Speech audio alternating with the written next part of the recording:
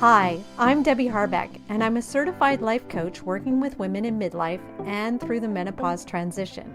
So each week, I'll be sharing the latest information, inspiration, and generate some momentum so you can move forward and feel more in control of your changing midlife body and your life.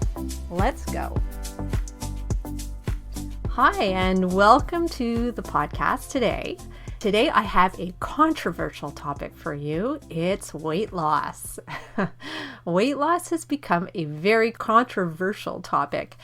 And I'm always hesitant when I talk about weight loss because I never want to imply that you should be a certain weight or that anyone really needs to lose weight. But of course, I do talk about it. I do put it out there. And a lot of women who do contact me, it is about weight loss. But I know we're in a time of transition right now. We're in body acceptance, which I think is great. So no matter what size you are, no matter what shape you are, it's critical that you accept your body as it is. I really believe in that. I really believe we need to accept exactly where we are, but I don't believe that means you have to stay where you are. Accepting your body means that any choice you make about your body, whether it's to stay the same or to lose weight, it's absolutely yours. So if you start from that place of acceptance and maybe even love, if you can get there, then you can make those decisions that actually benefit you. I truly believe your body, your choice. We need to make and own those choices for ourselves, especially right now when everything we do, all the daily decisions we make impact our bodies more than ever, starting in midlife.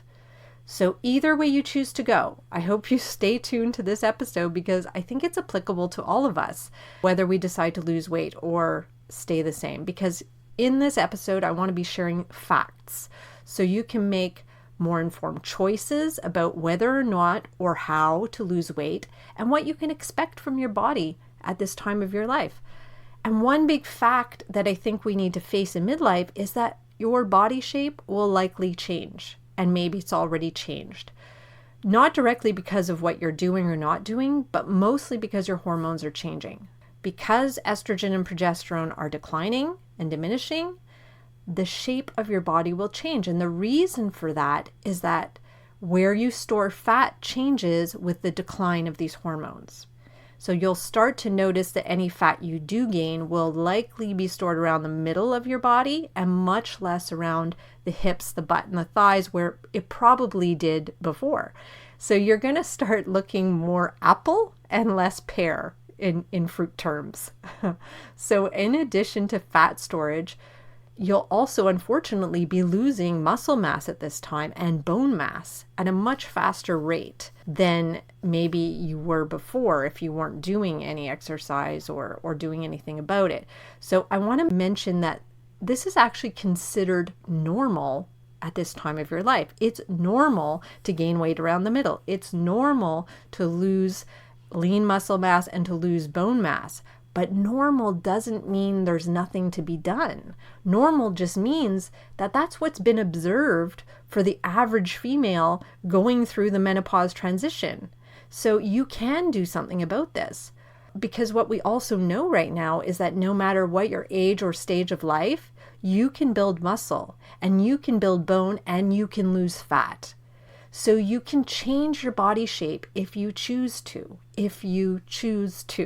right? I always want to emphasize that. In addition, of course, being that we're in this midlife place, there are also health benefits to doing this, to gaining lean muscle, to losing some fat. And some of them are a decreased risk of heart disease, of diabetes, of cancers like breast cancer and colon cancer, decreased risk of osteoporosis, where your bones could break very easily, or Alzheimer's, which most of us are very familiar with. On top of these conditions, you have less risk of joint and mobility issues and less risk of falling as you get older. So there are a lot of benefits beyond aesthetic that are really important, especially at this time of life. So beyond body acceptance, I think we also have to accept that our body is exposed to more illness and breakdown if we continue to gain fat and lose muscle at the rate that we are in midlife. So I could go into more discussion about hormones involved with this, but I'll share a quick video in the show notes. And if you want to know more about that, you can go there and check it out. But what I want to continue with here is if you choose to lose fat and or gain muscle, there are some things I want you to be aware of. There are 4 actually that I want you to be aware of. So I'm going to talk about them here. The first one is that food restriction and deprivation will likely not work for you right now. And so when you were in your 20s and you wanted to lose weight, you likely restricted calories and you actually dropped some weight, right? And it seems like this should add up. It's math. If you take in fewer calories and spend the same or more calories on exercise, then weight should go down. However, that simple equation doesn't apply in midlife. It just doesn't work out that way because the problem being when you suddenly restrict your calories, your body will feel very stressed because it will think something's gone terribly wrong, like you're starving, there's a famine going on. And since your stress is no longer cushioned by the effects of estrogen and progesterone, your body will respond with its survival instinct. And it's actually a good thing because it's doing this to protect you. So whatever calories you do take in, it will likely be added to your fat reserves, which are now around your middle. So the idea is to not shock your body into starving yourself or into restricting calories, like dropping them rapidly, but rather starting things slowly, changing your food and eating habits one step at a time, so your body doesn't jump into this survival mode. And the same thing goes for the second point I want to talk about, which is exercise. So extreme exercise, extreme cardio, especially intense exercise, probably will not result in dropping any fat at this point in your life. Because again, when you stress your body out, and exercise is stress for your body, in particular intense exercise will stress your body, it will release cortisol, and you will push your body into that survival mode again. So I have so many women coming to me not understanding, why is this not working? Why, after weeks of cardio and calorie restriction, why aren't I losing any weight? And this is why. Your body is programmed to protect you from famine and danger, which it believes you're in when your cortisol spikes up. So with exercise, ease into it, just like with food and eating habits. Build it up slowly, consistently, and then you'll see that your body will respond. So super important, those first 2 points, because that could actually be the answer to why things haven't been working for you. The third point is build muscle. So muscle, lean muscle on your body is what actually burns calories.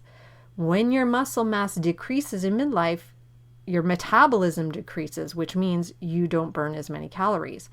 So to keep your metabolism at least where it is or improve it, you need to add some strength training to your routine. So typically the ladies I work with want to increase cardio because we've all been taught that cardio burns calories, right? So I should do more cardio. But in midlife, the focus really needs to be on muscle building.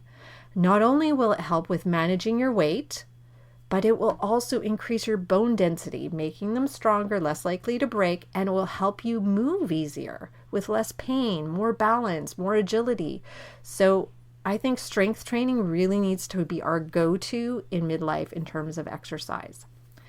And finally, the last thing we need to focus on is sleep. Sleep, rest, and recovery. I'll put them into the same kind of group because no discussion on weight loss is complete without talking about this.